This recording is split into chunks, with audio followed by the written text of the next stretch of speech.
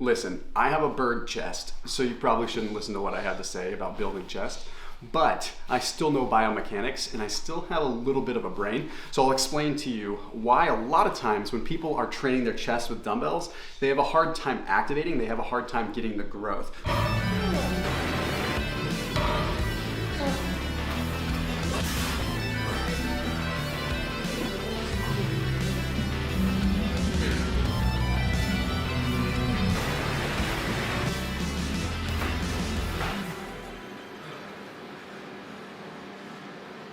So I'm going to show you a couple of different variations, but first, let me show you what typically happens when someone barbell benches versus dumbbell benches. Now, full disclaimer, I'm going to be using, practically no weight so I can demonstrate. So when you're doing a barbell bench press, it's really simple. You have this natural psychological kind of thought, this piece that's going to put you in a mode of safety because you have the rack behind you.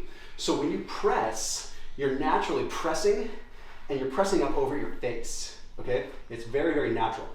And you also have what's called leg drive, okay? That's a very important part of benching, and it's not cheating if you're using your legs. Now, typically, when I am benching, I will put my feet up because I want my back to be flat because I feel like I get more chest activation that way. However, it does not mean that you're cheating if you're using leg drive. If you're talking about building strength and you're talking about that kind of direction, it's all good. But anyway, so when I push up and I go to rack, I can go up over my head, no problem, okay? There's no fear because if I start to lose it over my head, there's a rack there. So a lot of this is psychological. Leg drive, the rack behind you, okay? So that's why it's a lot easier, pound for pound, to go so much heavier on bench. Plus you're more stable. Okay, so a lot of people will lean on barbell bench press to build their chest. I absolutely love barbell bench press, but it's hard on my shoulders, right? So I'm a fan of dumbbell. You almost always will do your dumbbell presses up directly above your sternum, the bottom of your sternum. Okay, that does not get you maximal chest contraction. I'm contracting my triceps before I'm ever contracting my chest. So when I'm doing bench with dumbbells, I can put my feet up because leg drive isn't gonna be an issue. If I had leg drive when I was pushing with dumbbells, what's gonna happen? I'm gonna be pushing over here and I'm gonna lose the dumbbells behind me. So leg drive matters, but not as much with dumbbells.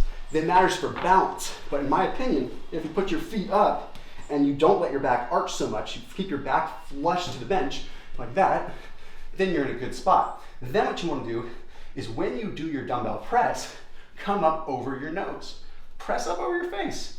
Don't press here, okay? If I press up above my head, my traps aren't involved, okay? My chest is getting it. But as soon as I come here, you can see my traps are heavily involved. So if you ever have clavicular pain, like pain in your clavicle after dumbbell benching, that's generally why. You're kind of almost stretching that clavicular region too much because your traps are coming in. So what I would do, go a little bit lighter, press up over your face, and pretend that you're holding a barbell, and pretend that you have a rack behind you. I'm using 40 pounds and I'm feeling my chest burning with that, okay? Now, there's one other component I think you should follow, a rotation. At the bottom of your movement, I feel like you should turn palms in and then rotate up like that. Look at the difference in how my chest contracts. Okay, this way. Now look at my chest when I come up this way. Way more contraction, okay? I'm going 40 pounds and it feels so much more. And I don't have to use hardly any leg drive at all.